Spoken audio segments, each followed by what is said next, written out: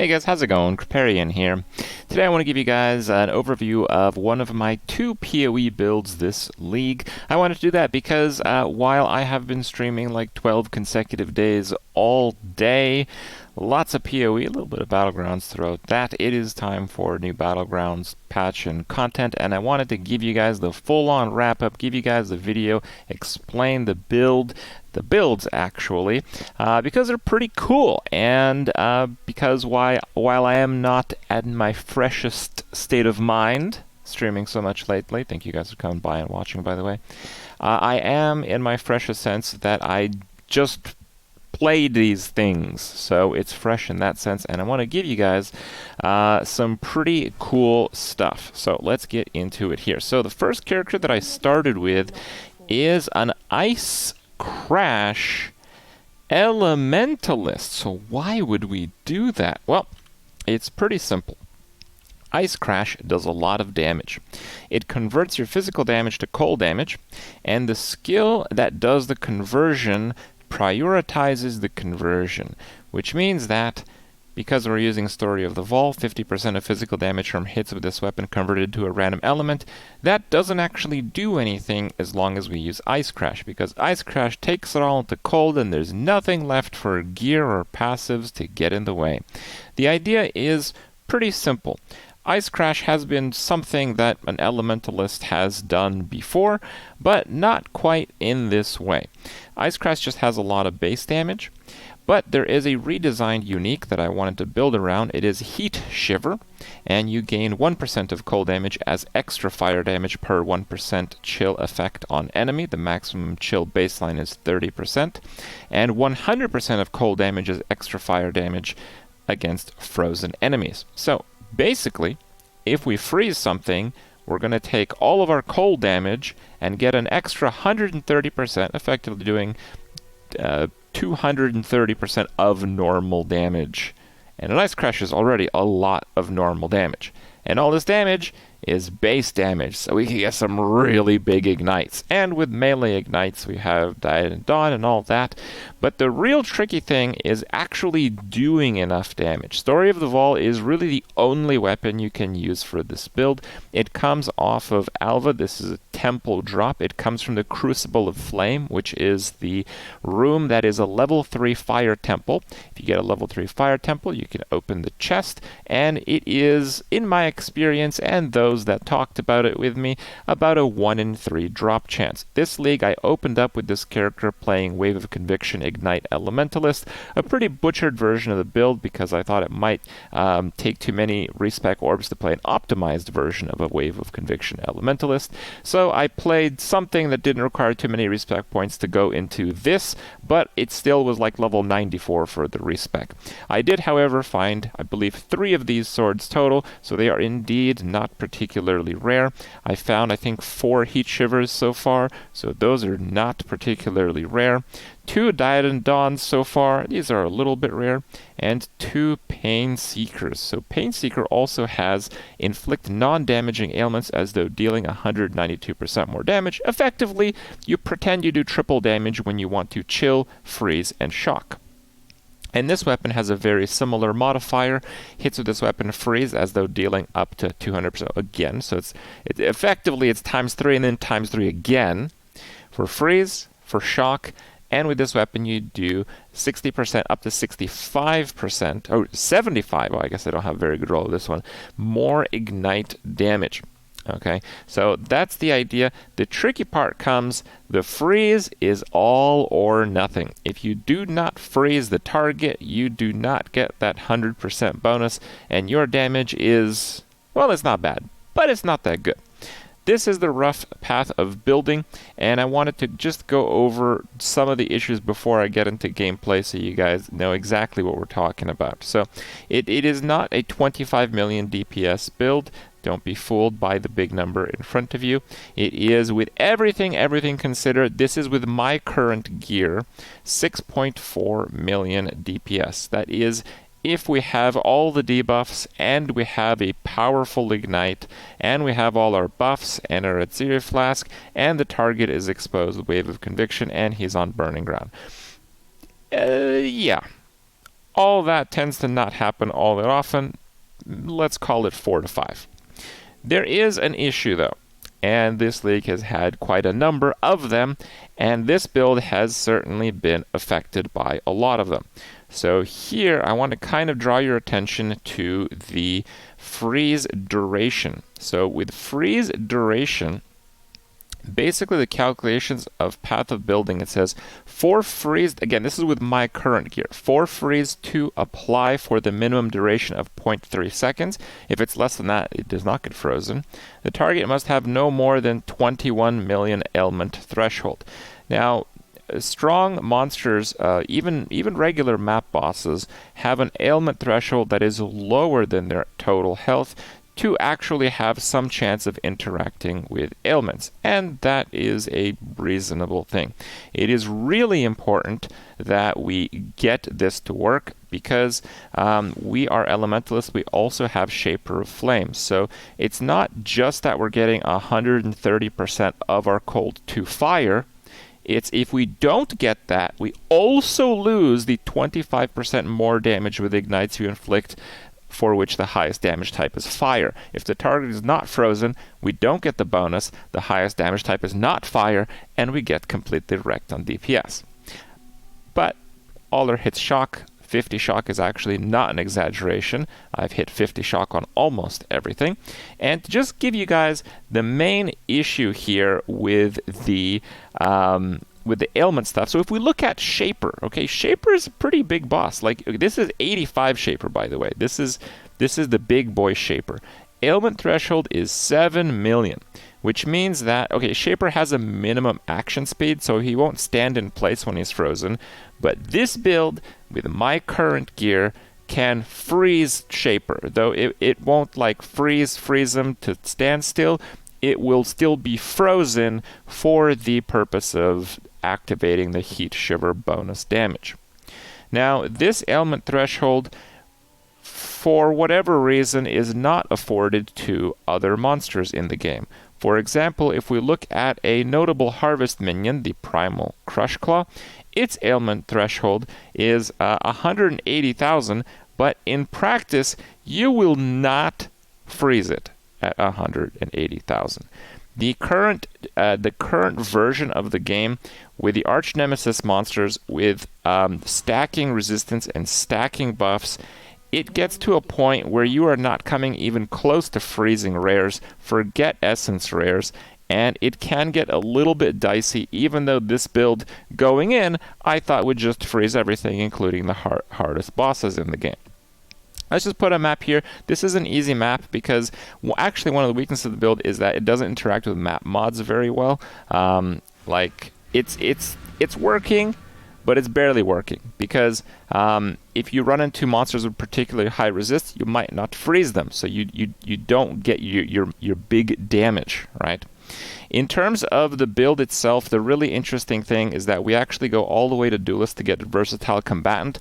Versatile Combatant is not a very good defense layer. Basically, your attack block becomes capped at 50, and 25. If you actually have 75 attack block and have Versatile Combatant, you eventually have 50 block and 50 spell block. And that's pretty good.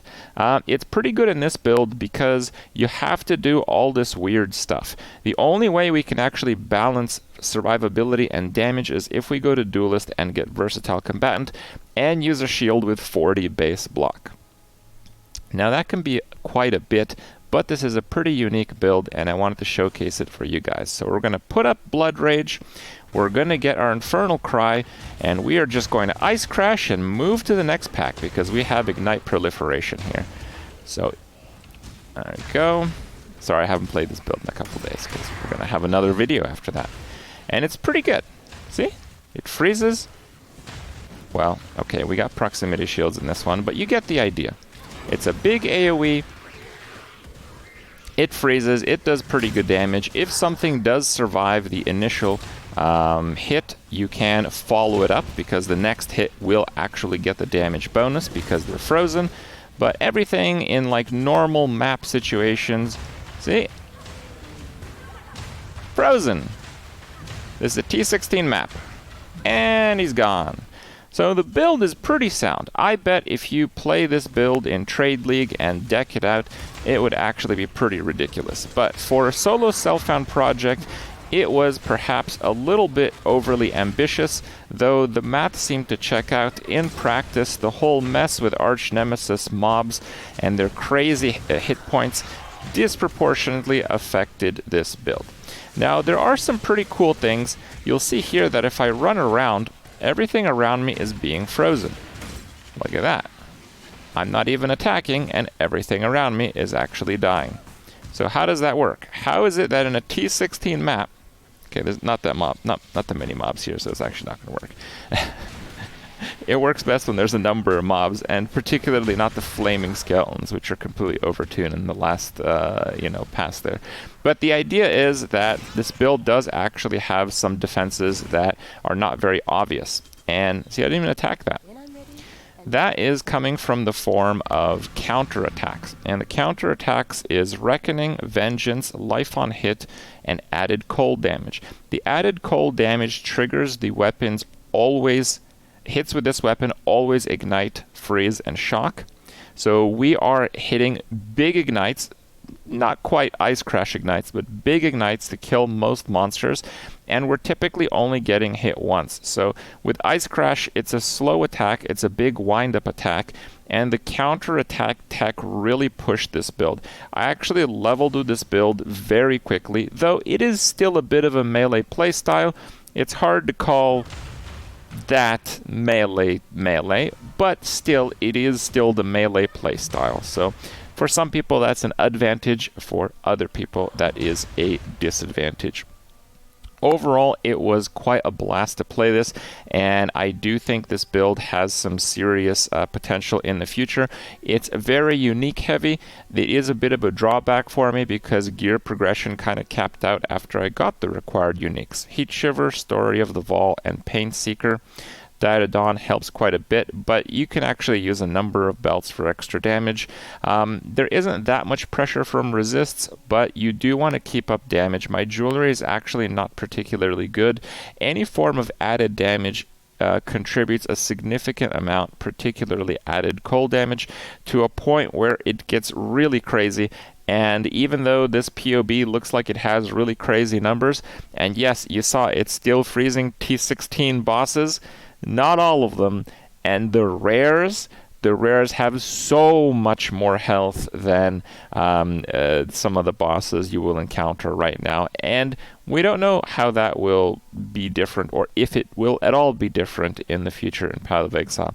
The original POB I had with this had gear that was not quite as achievable in the, I think, 5 days or so that I played this character, but the DPS was about double, because scaling Ignites is actually not that difficult when you have a massive amount of spell damage. There are a few gem links I quickly want to go over. You want to get precision, but you need to have some mana left over.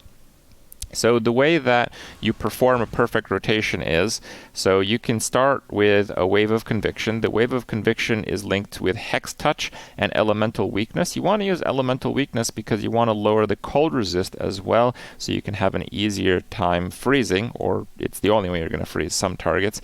And you actually need a Cold to Fire because you're scaling flat cold damage through Hatred, through Herald of Ice, through preferably cold damage on the flat rolls.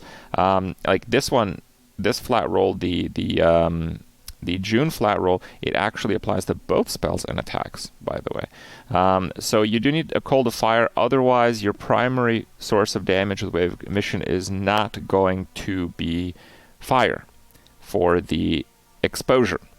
And that can be a real problem. In some cases, you might encounter Arch Nemesis rares that have enormous fire resist and no cold resist. It's not usually that big of a problem, but you have to know that Wave of Conviction probably will not debuff fire. So your DPS is going to be impacted by this. Maybe not that much, because if they have high fire but low cold, well, they're just going to stand there frozen a lot of the time.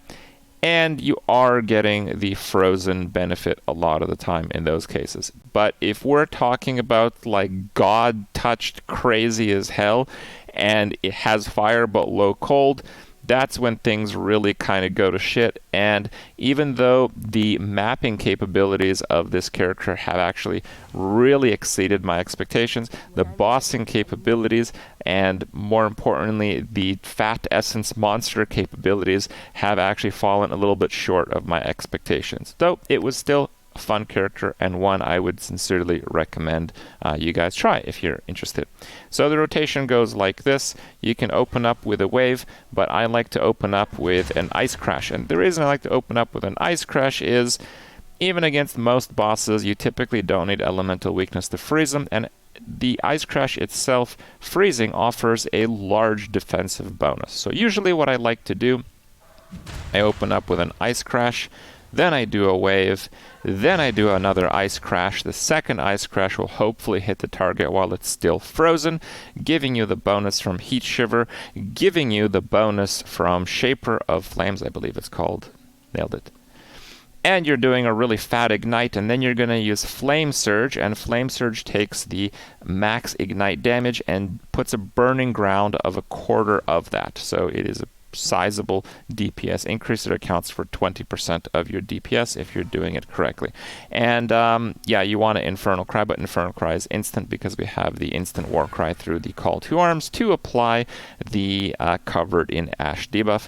It's also pretty fun to use Infernal Cry, because even though you struggle with this character against like one really big mob, you are scaling ignites, you are scaling elemental damage, you are scaling fire damage, and everything that comes along with that.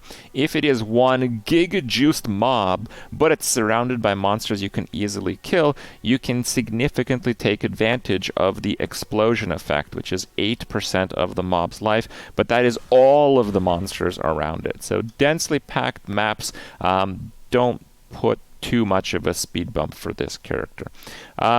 Another little thing here, you do need to kind of be careful with the block, because block over 50, twice of that is converted to spell block. So if you're like, you know, if you're using a shield that has like 30 block or something, you might be like, I'm just missing 10 block, not a big deal, right? No, not really. That's actually a really big deal, because you're missing 10 block on the shield. You're going to be missing another 2 block because of the shield mastery, and 12 block converted to spell block is 24 spell block.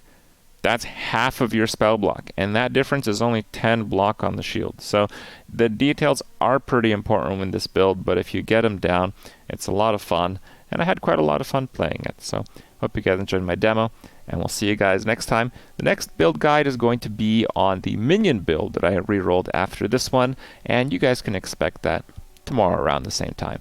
Thanks for watching. Appreciate it a lot on the PoE videos if you give it a thumb up, because YouTube doesn't particularly like you uploading content that's unlike your regular content for the purposes of algorithms, so would appreciate it, and we'll see you next time.